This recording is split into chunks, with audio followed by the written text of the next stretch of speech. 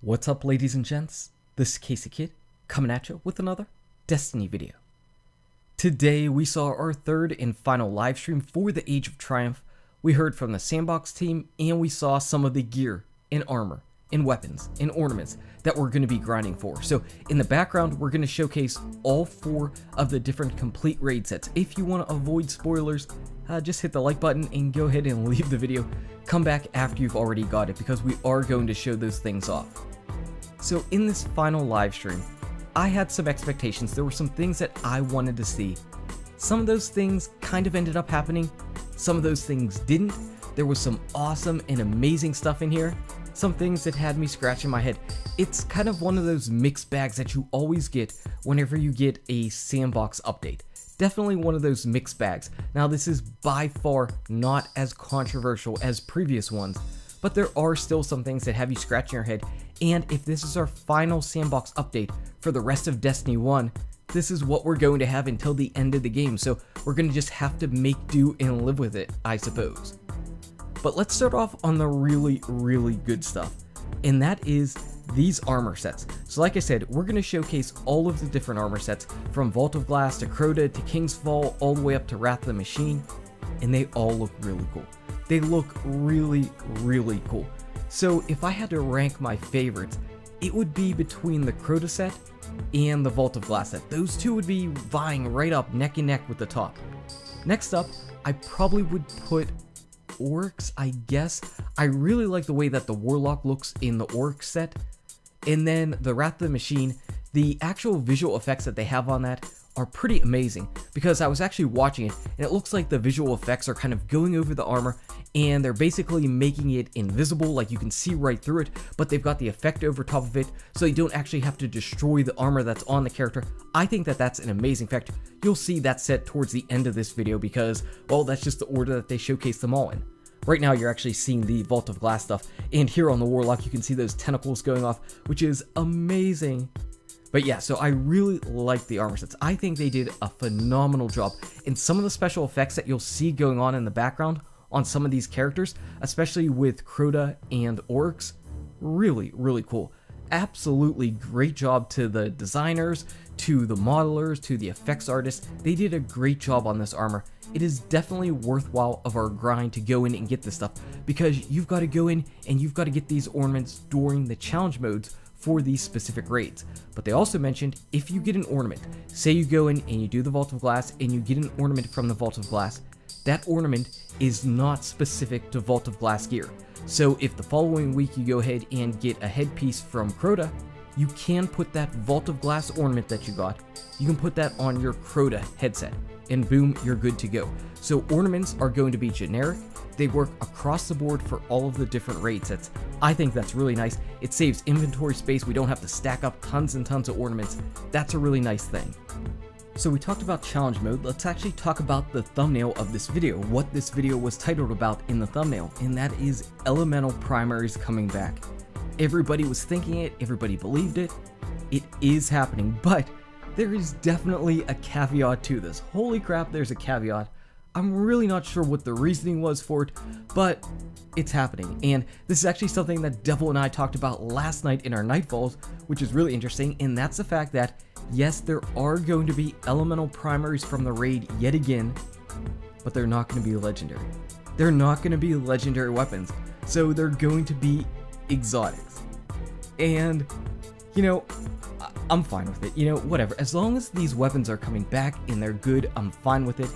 It just feels so weird that they're still so worried about elemental primary burn that they have to make it where, you know, you're going to use your exotic slot for that, as opposed to having a legendary in that slot with that specific burn and then going ahead and using a heavy like a Gjallarhorn or something.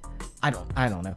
That is just a little bit overboard. That's just being a little bit too cautious. I mean, we're getting Daybreak, which is mayhem for our Nightfalls. Why worry about elemental burns? Yes, they're nice, but they do not break the game. We should know, because we haven't had elemental burns for the last 2 years and we've played the game just fine. It wouldn't have broken the game to just leave it as is. That's just my take. I'm not upset about it. I just feel like, I don't know, it's a strange choice, but it is going to give us a crap ton of different exotics to go ahead and get. because as you can see right here in this game, we've got Deej and he's rocking out the Fateburner, and that is a legendary version with the typical brown skin that you can get up to 400 light. But then the gear that you ended up seeing, that silver and gold Fateburner that we saw in the video yesterday, that's actually an Adept version of the Fateburner that will have an elemental burn. So the gun that Deej has on right now has no burn, so in my opinion that is not a Fateburner. It can look and be named a Fateburner, but if it doesn't have the arc element on it, it's not the Fateburner. But the elemental exotic adept one, it does. It probably would still have an arc burn, but you can only get those from the challenge mode. So you're definitely gonna have to regrind the Vault of Glass whenever its challenges up, because there's only 2 challenges in it. I assume it's Templar and Atheon. Those would be the challenges. So if you're really looking for the Fateburner, if you're really looking for the Vision of Confluence, you might not get it the first week. I have no idea how those drops are going to drop. They do say rewarding as heck. We'll find out. All I can say is that exotic kiosk is going to be massive, because you've got hand cannons and scout rifles and pulse rifles and auto rifles for 4 different raids. That's a lot of stuff. That is a lot of stuff to put in. And they also talked about the Vex Mythoclast and the Necrochasm. Now, I have clips. I plan on doing a Vex Mythoclast video on Saturday, so I really don't want to talk about that. I have more than enough stuff to say about the Vex, and all of that stuff will definitely be true on Saturday still as well. So we'll go ahead and gloss over the Vex, aside from the fact that they showed off its awesome ornament, and we're going to move on to the Necrochasm. The Necrochasm is going to be better. So right now, we did a video on the Necrochasm last Saturday. You can go ahead and check out that video. Basically, the Necrochasm right now, if you get a headshot, you get a Cursed Thrall explosion. That's really cool. But in Age of Triumph, any kill you get, even a body shot kill, will trigger a Cursed Thrall explosion. That's cool. I don't know that that's really going to fundamentally change the weapon. It's not really going to affect its weaknesses at all, but it's cool anyway. Also, auto rifles in general received a bit of a buff. Basically what I gathered is they're going to tweak the range a little bit so you don't have so much damage fall off, and you can deal out your max damage from a further range away. We'll see how that works, how that comes into practice. I don't know if it's going to make that significant of a difference or not, but it's certainly not going to hurt. On the flip side, hand cannons, they got their range reduced yet again. They said by 3 meters, so they were really careful to say, hey, this isn't crazy. It's still a nerf though. It's still a nerf to hand cannon range, but at the same time, hand cannons are still by far the best weapon that's in the game right now, and I still think they're going to dominate the auto rifle. It really depends. It really depends on how significant that range drop-off is for the auto rifles. If you can have your max range out just enough where you can hit some of those max range headshots, they might be able to compete. And it might be better even for the mid-tier, like the Monte Carlo style of auto rifles. We'll have to wait and see. We've got a lot of those style of auto rifles in the game. Bungie has admitted that auto rifles are not performing like they think they should be performing, and that's because auto rifles don't. Auto rifles just don't function like they do on paper. Functionally, in battle is very different from on paper. Auto rifles are different because they require so many headshots. So we're going to have to wait and see how this balances things. No word on pulse rifles or scout rifles. Scout rifles never get changed though, so I don't anticipate anything there. They also talked about a few additional things. So, one, they talked about the truth. So the truth, they still fought it. It's still going to have 1 rocket in the magazine, but they're like, hey, we're going to give you more rockets in reserve. Well, I don't know what that matters in PvP, where you get 1 chance for heavy and you get a set number of rockets, period. Are you going to have 2 or I don't even know. Does anybody even put on truth since that last nerf? In PvE, it's still dead though. Then again, why ever use that in PvE anyway? Truth, just kind of an unneeded nerf. They talked about Blink. They're still keeping the removing of the HUD, but they are going to remove the recovery nerf, so that's a good thing for anybody that still uses Blink, which I don't know if there is anybody that still uses Blink.